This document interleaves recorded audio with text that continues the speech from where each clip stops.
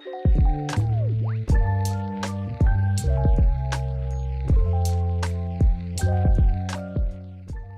and welcome to the Turf and Touchdowns podcast, episode 7 or 8. I'm losing count. I literally asked Tom before every single episode. I don't know. But welcome to the Turf and Touchdowns podcast. Either way, we are focusing on horse racing this time around. If you are an NFL fan, we did release an NFL podcast from a fantasy perspective a little earlier in the week. Do go listen to that. That's on our YouTube channel. And please do subscribe and also leave a comment, leave positive ratings set below.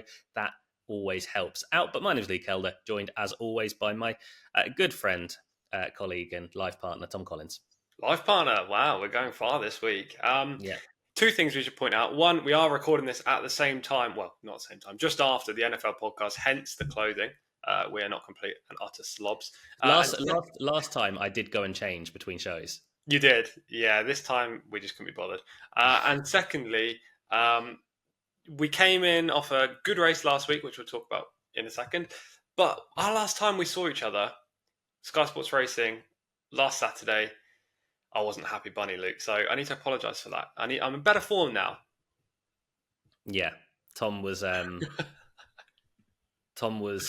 Yeah, he was. Yeah, Results weren't going my way. Let's just say that for something.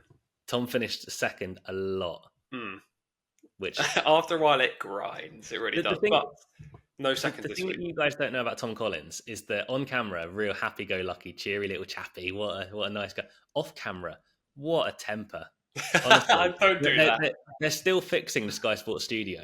There was a hole left in one of the walls. Honestly, it was horrific. But you're a bad man. That did not happen. My temper is literally kept in my head. I'm a very happy guy. I'm very happy. Do you know who is quite up there for throwing things? Go on. Jamie Lynch. Yeah. Normally, Jamie's a huge fan of the show as well. Yeah, normally it's just paper, but he has been known to throw a few things in his time. Just saying. Yeah, I'll leave that one to Jamie for sure. Hi, Lynchy. Well done on your winner last week with Legend of Time. It was a difficult one because, much like this week, we're sort of previewing races without knowing the morning line and without knowing the prices. So we're putting things together as we're going along. But Legend of Time, look, did go off a short price, but still managed to win. And a lovely ride from Joel Rosario. Yeah, I think we kind of got the morning line about right. We obviously put up a thumbnail in the podcast last week saying no prices. We guessed the morning line. It was very, very similar. So in that regard, we tipped correctly. And a good ride from Rosario, as you say. Luckily for him, the gap opened in front of him. Legend of Time, who previously in American Turf didn't really show his capabilities, proved last Saturday, that he was a top quality horse. And we're getting closer and closer towards the Belmont Stakes Festival at Saratoga. It's in a week and a half away at the time of recording. Charlie Appleby has a huge team lined up for that 4-day festival. He's just had a winner last Saturday. Expect him to have plenty more. What did you make of my idea the other day to put a dome over Saratoga and make it a year-round racing venue? If it wouldn't cost about £400 billion or dollars, whatever, I would be all for it. But yeah, I think it may be slightly out of their budget. Yeah. It's a great idea other than that.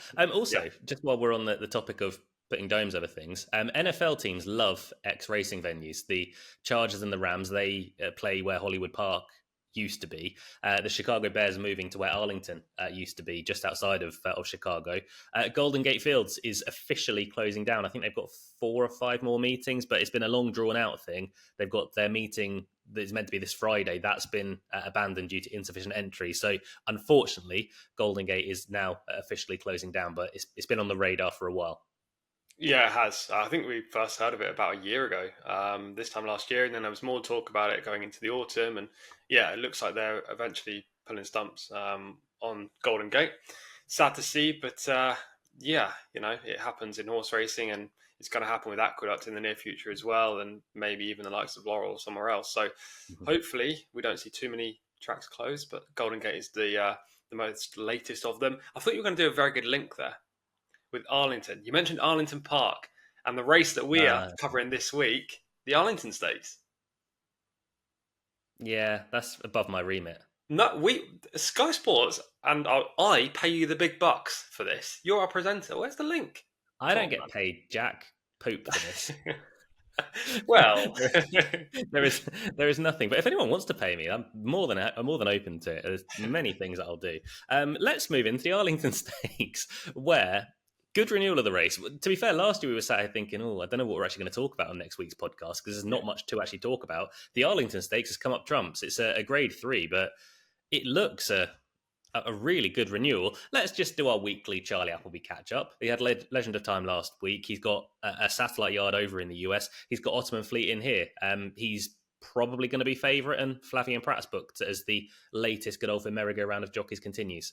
Yeah, it looks like they're using everyone. Pratt was obviously on Silver Knot, who won at Keeneland and then won again. So, Charlie and Godolphin obviously have a lot of faith in Flavien, and why wouldn't you? He's a fantastic rider, albeit we did kind of see the best and the worst of Flavien on Monday at Santa Anita.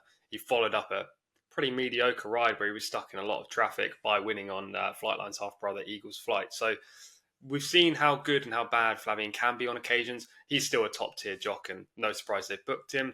Ottoman Fleet, probably the likely favourite. We don't have morning line prices, as we've already said, but he's going to be the horse to beat. He was right back to his best at the Earl of Sefton in April over at Newmarket, and then he went over to the US for the Fort Marcy at Belmont at the Big A.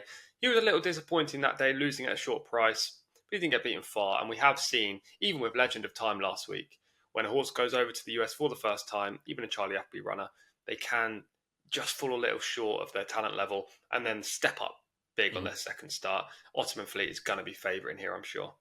He also did everything right until he did things wrong, which is solid analysis. But Story he of my came life, out, that. yeah, literally exactly that until you punched a hole in the wall. He turned for home, absolutely tanking Ottoman Fleet, and you thought, wow, this horse is going to win by 10, and this is going to be a proper performance. And then Richie Mullen, who was on board, who is a good rider. I'll take Flavien Prat every single day of the week, though. Flavien Prat's one of the best guys over in the US. Richie Mullen just asked him to quicken, and he just jinked out. He went right, and he hung a bit of momentum away, and then he couldn't get back past. It was more a race that he threw away rather than one that he lost, but Ottoman Fleet, I think, is capable of better. Like, he was good in the Earl of Sefton. We've seen that he's been good in the US in the past. I think he's just a horse who needs to be delivered almost on the line. And last week we spoke about setup of the race not being ideal. There are a couple of horses in here, Tom, that do like to go forward. And we should have not a fast tempo, but an honest running of this year's Arlington. Well, you'd like to hope so. Yeah, these turf races can sometimes be a bit of a dawdle up front.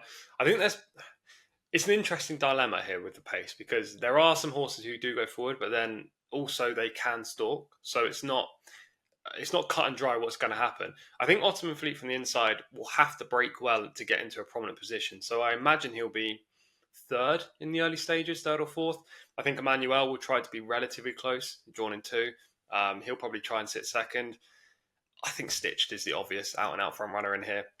He used to be a proper blazer. I mean, going back 2 years, or last year actually, he was a proper blazer, but they have changed his tactics slightly. He's been more a stalker. In this event, you kind of have to go forward on him. So there should be an okay gallop.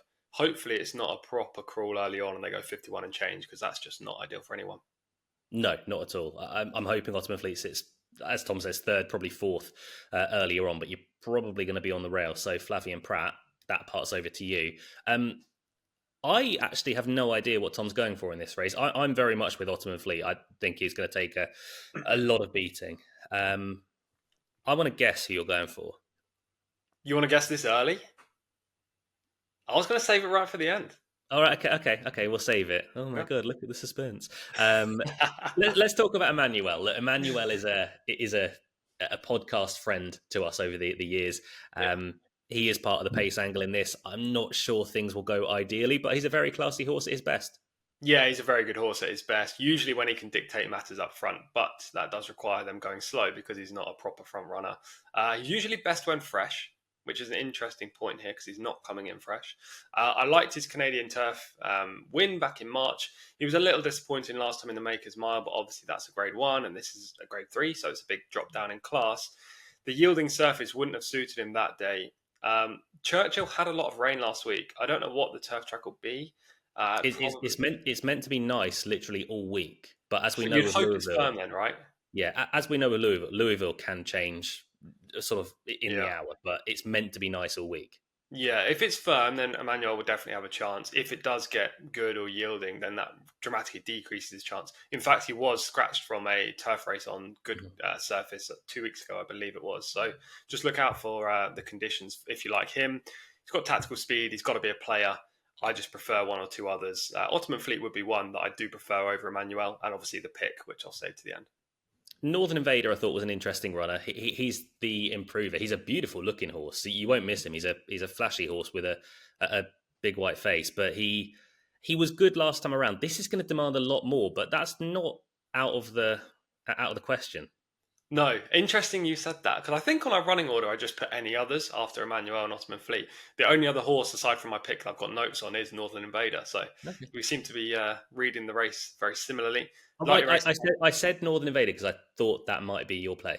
Okay, I like it. Yeah, he was on my shortlist for sure. But Right. I did this last week when I said my shortlist and then kind of hid my pick away. So I'll make it clear that this is a shortlist selection, not my actual main pick. He's a lightly raced type. Sherry DeVoe's one of the best trainers in the US. Last time up, he was impressive. He now needs to prove that he can do it at this level. Again, he's a horse with a lot of tactical speed. He'll want to sit second or third in the early stages, but probably not lead. He could go to the front, but I just don't think he will. Does he have the class to hold off the closers? Maybe. I don't know what price he'll be. If he's above 6-1, you could make a case for him being a value play. If he's shorter, I want to be looking elsewhere.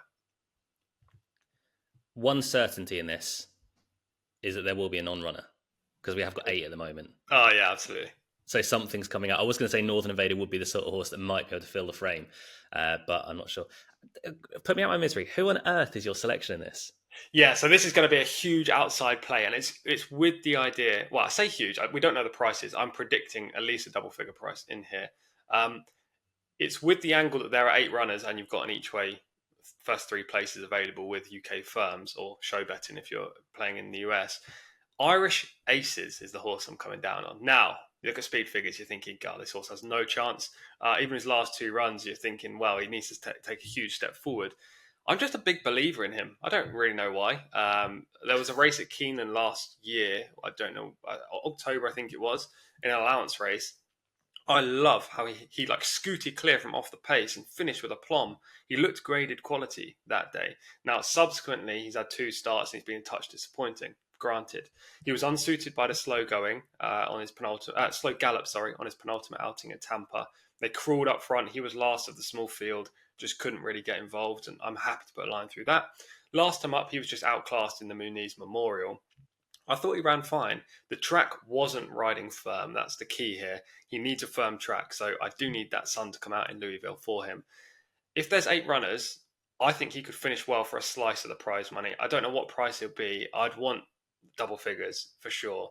But he's open to any amount of improvement, whereas the majority of these, the likes of Ottoman Fleet, Emmanuel, we know what their level is. They're good horses, but they could be vulnerable to a younger and more unexposed type, and Irish Aces could be that. Have I convinced you? No. if he's 10-1 plus, fine. I'll give him a chance. But if he's shorter than that, I'm not fully on board. I thought last time was fine, but I agree. It was a funny race, to be fair, regardless. That Ivory managed to win. But look, Irish Aces, I don't think he'll be up to beating Ottoman Fleet. Maybe not. But it is with an each-way angle in mind. Trying to find that bit of bigger price value, whether you're looking for a place play. Also, with these kind of races, I think you can say that there's a most likely winner, logical winner, and Ottoman Fleet is definitely that. And, you've already put him up. So I don't really want to go in with the same opinion. I don't want to agree with Luke. But I don't love him. Like, I loved Legend of Time last week. I don't love Ottoman Fleet, and therefore I'll give the players a little bit of an each way look instead. Yeah, I think Ottoman Fleet will win. How I bet him is price dependent, as every race that you look at should be. If he's 5-4, I'm happy leaving him, to be quite frank. If he's 7-4 plus, then I think he very much qualifies as a bet. But I do think Ottoman Fleet will win. Just to avoid confusion from last week, where Tom just decided to dance around his selection. Tom, your selection is Irish Aces in this. Tom, who's your selection? Yeah, Irish Aces each way. I need to make it clear this week. I mean, there was a little segment of a minute last week, but I didn't really say this was my pick. So yeah, that's my fault, guys. Hopefully you did still latch on. Yeah, good job, Tom. I need to correct one thing that you did in that build up as well. Oh no. Just because our American racing fans, particularly situated near Churchill Downs, will get angry at it. It's Louisville. What did I say? Louisville. Louisville. Yeah. If you say Okay. Louisville in Louisville, I don't like it. You have to pretend like your mouth is like falling asleep while you're saying it. Yeah, I'll just say that I haven't had a drink for a while, so I was struggling with pronunciation there. You did have a cookie just before we came on air, though. It was really good too. Yeah, really good. White chocolate. Yeah, big fan of white chocolate, guys. Definitely White chocolate, that's number one draft pick right there. Tom with Irish Aces, myself with Ottoman Fleet in the Grade 3 Arlington. Let us know who you guys are siding with. And as I say, we have got an NFL podcast that's up on our YouTube channel and also Spotify channel and everywhere else right now. Do go watch that. Please do subscribe and leave a comment and also a thumbs up on this video. It very much helps. And also go say hi to us on social media. We are at Turf Touchdowns on Twitter/X. On every other single social media platform, we are Turf and Touchdowns. Have I missed anything? Don't think so. Absolutely perfect this week, apart from that link right at the start. All right, Louisville. We will be back next week. Where anything big happening next week? Nah, it's just some poxy Grade 1, only 23 stakes races at Saratoga. Who knows? Yeah, there's a lot going on next week. The Belmont Stakes being the main thing at Saratoga for this year. Next year we'll be back at Belmont, we hope, but Belmont has been shut for quite some time. But thank you very much for listening to the podcast this week, guys. The Turf and Touchdowns podcast is live every single week. We do an NFL podcast bi-weekly until we get to the season when we will be upping things. But we will see you next week on the podcast. Until then, stay safe, look after other. Goodbye.